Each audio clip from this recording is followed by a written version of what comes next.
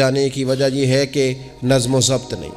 ہماری طبیعت جو بہت زیادہ ڈسٹرب ہو جاتی ہے، ذہنی الجھاؤ پیدا ہوتا ہے، اس کی وجہ بھی یہ ہے کہ نظم و ضبط نہیں ہے. ہم بعض چیزوں میں اتنے زیادہ تلخ ہو جاتے ہیں، اور تلخی کی وجہ سے یہ بنتی ہے کہ مزاج میں کوئی نظم و ضبط، کسی باری کا انتظار نہیں، کوئی ٹھہراؤ نہیں، کوئی گنجائش نہیں. ماحول میں نظم و ضبط پیدا کریں، زندگی میں نظم و ضبط پیدا کریں، اپنے بچوں میں نظم و ضبط لائیں، اپنے اداروں کے اندر نظم و ضبط پیدا کریں، اور پھر حوصلہ رکھیں، ہمت رکھیں، تحمل مزاجی پیدا کریں. نبی اکرم صلی اللہ تعالی علیہ وسلم نے اپنے گھر میں اپنے ٹائم کو 3 حصوں میں تقسیم کیا تھا. ہم گھر کے اندر جاتے ہیں، اپنا ٹائم تقسیم نہیں کرتے. یہاں تو کوئی بندہ مطالبہ کرتا ہے تو ڈانٹ کے چپ کرانے کی کوشش کرتے ہیں، تھکا ہوا ہوں خبردار بات نہ کرنا. آپ نے چپ کرا دیا، چپ کرانے سے بغاوت پیدا ہوتی ہے، نفرت جنم لیتی ہے. یہاں چپ کرا دیتے ہیں، یا اگر ہم کوئی بات کرتے ہیں تو وہ کوشش کرتے ہیں کہ اس وقت جان چھوٹے، یہ دن گزرے کل دیکھیں گے. اس سے کیا ہوتا ہے، اس سے جو شخص آپ کے سامنے بیٹھا ہے اس کی امید ٹوٹتی ہے. وہ کہتے ہیں یار یہ کیا معاملہ ہے. بچوں کی امیدیں ٹوٹتی ہیں، گھر والوں کی امیدیں ٹوٹتی ہیں کہ یار یہ تو جان چھڑا رہے. نبی اکرم صلی اللہ تعالیٰ علیہ وسلم جب گھر تشریف لے جاتے تھے تو حضور اپنے وقت کو 3 حصوں میں تقسیم کرتے. ایک حصہ پورا ٹائم رسول پاک گھر والوں کو دیتے، ان کی بات سنتے.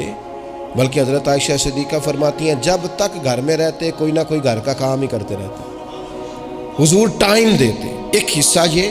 دوسرا حصہ ٹائم کا نبی پاک صلی اللہ تعالیٰ علیہ وسلم نے آرام کے لیے رکھا ہوا تھا. حضور آرام کرتے، لیٹتے. باقاعدہ حضور علیہ الصلوۃ والسلام اپنے وجود اطہر کو بستر کے اوپر رکھتے، آرام فرما ہوتے، صحیح معنوں میں آرام کرتے. اور تیسرا حصہ نبی پاک علیہ السلام نے عبادت کے لیے رکھا ہوا. گھر والوں کا کام کاج کیا، عشاء ہوئی، آرام کیا، پھر تہجد کا ٹائم ہوا تو حضور عبادت کے لیے اٹھ کے کھڑے ہو گئے. یہ گھر کے اندر، مسجد میں نہیں. مسجد کا تو جو عبادت کا ماحول ہے نماز کا وہ الگ ہے. گھر کے اندر اس بات کو اچھی طرح سمجھ لیں کہ گھر کے اندر جب آپ جائیں، اب تو بڑوں کی شکایتیں آنے لگی ہیں، پہلے بچوں کی آتی تھی. اب تو 50 سال کے آدمی کی شکایت آتی ہے کہ گھر آتے ہی موبائل کھول لیتا ہے، ادھر ادھر دیکھتا ہی نہیں، کچھ سنتا ہی نہیں. اس طرح تو ہمارے اپنے ہم سے ٹوٹ جائیں گے، بکھر جائیں گے. ہمارے بچے خدا جانے کیا سوچنے لگیں گے، کسی اور سمت نکل جائیں گے. وہ جن کو ہماری باتوں کی، ہماری شفقتوں کی، ہمارے پیار کی، وہ جس پوتے کو، جس چھوٹے بیٹے کو دادا کے والد کے کندھوں پر کھیلنے کی چاہت ہے، وہ تو اس سے محروم رہ جائے گا. ہمیں وقت دینا ہے، ان کو ٹائم دینا ہے، اس ٹائم کو مرتب کرنا ہے.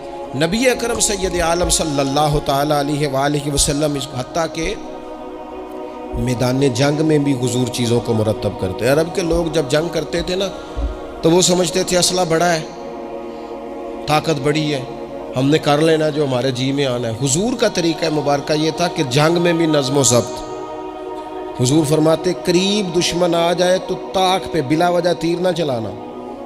وہ بالکل سامنے جب تمہیں نظر آ جائے، تمہیں نشانہ سمجھ میں آئے تب تیر چلانا. کئی دفعہ فرمایا صرف پتھر کا استعمال کرنا. حضور علیہ الصلوۃ والسلام لوگوں کو کہتے ہیں کہ تم نے یہاں پہاڑ کے چوٹی پہ کھڑے رہنا ہے، تم نے جنگ ہی نہیں لڑنی.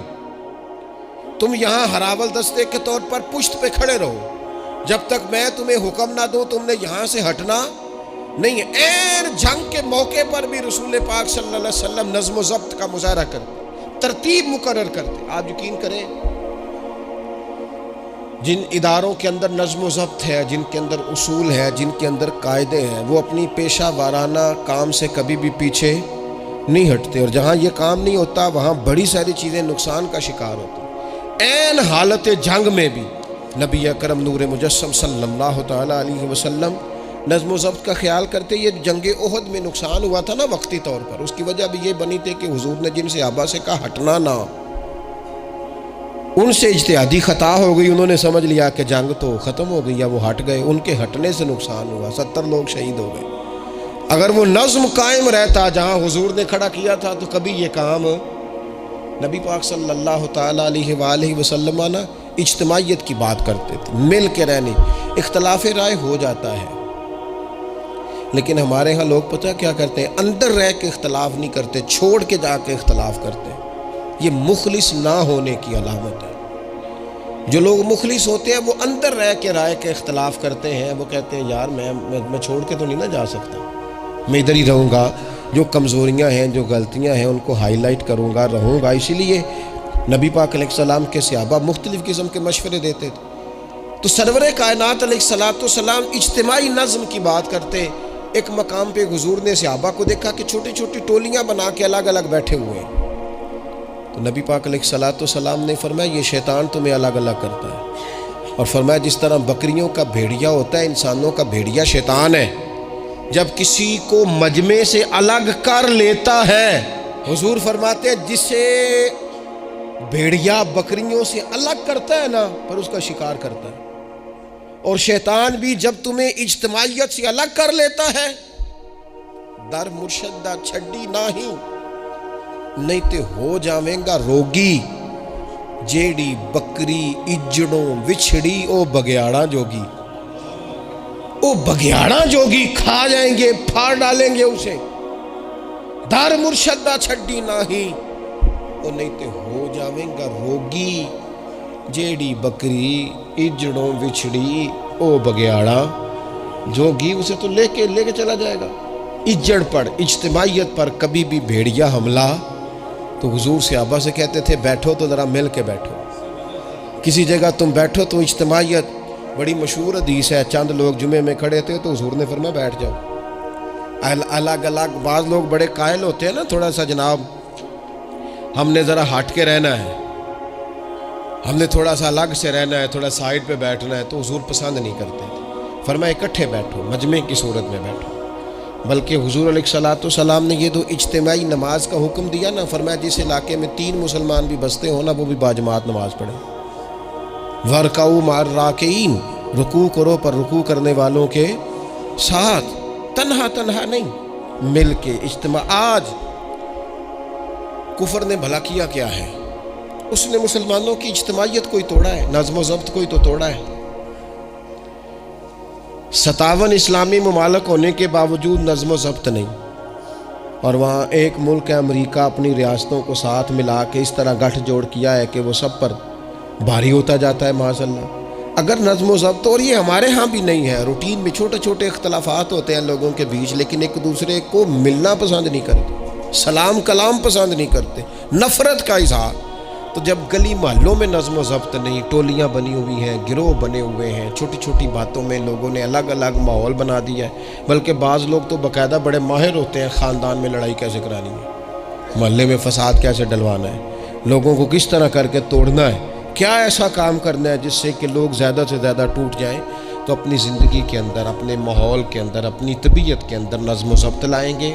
بہت سارے لوگ ہیں جو خود بھی وقت ضائع کرتے ہیں، اگر کہیں چلے جائیں تو اس کا بھی پورا ہی وقت ضائع کرتے ہیں، پورا ٹائم، یعنی اس پہ کتنا پیسہ لگتا ہوگا، موبائل کا کتنا بل آتا ہوگا، ٹائم کتنا ضائع ہوتا ہوگا۔ اور پھر سناؤ، مثلاً کی سنائیے جی، اس کا کمانا ہے۔ یعنی ایک صاحب کہنے لگے، انہوں نے کئی دفعہ مجھے کہا کوئی نوی تازی، میں چپ کر گیا۔ پھر فون پہ اب بندہ خیر مہذب لگتا ہے اگر کہ چلو جی پھر ٹھیک ہے، وہ پھر کہ ان کو نوی تازی، میں کہا جی میں تے مولوی ہیں، تسی مینوں اخباری نمائندہ سمجھ لیا، نوی تازی تو آپ کسی اخباری رپورٹر سے پوچھیں، مینوں کی پتہ نوی تازی کی ہے، میں تو چھوٹا سا آدمی ہوں، اپنے کام نوی تازی کا کی مطلب ہوئے۔ یعنی اب اتنا آپ نے فون بھی ضائع، ٹائم بھی ضائع۔ حضرت صاحب ہور پھر سناؤ بھئی، تسی اتنے حضرت صاحب دے کول رہو نہ مہینہ تے کوئی کام کرو نال، تاکہ تانوں اور بھی کوئی سنان۔ حضرت صاحب تانوں کی سنان، لیکن شرط یہ ہے کہ ہم نظم و ضبط والے بنے، ایک جملہ بھی ضائع نہیں، اضافی نہیں۔ اس میں میں کہا کرتا ہوں دوسروں کو بہت ساری چیزیں سکھانے سے بہتر ہے ہم بہت سارے لوگوں سے خود سیکھنا شروع کر دیں، اپنی زندگی میں سیکھیں۔ اللہ تبارک و تعالی مجھے آپ کو توفیق عمل عطا فرمائے۔ آخر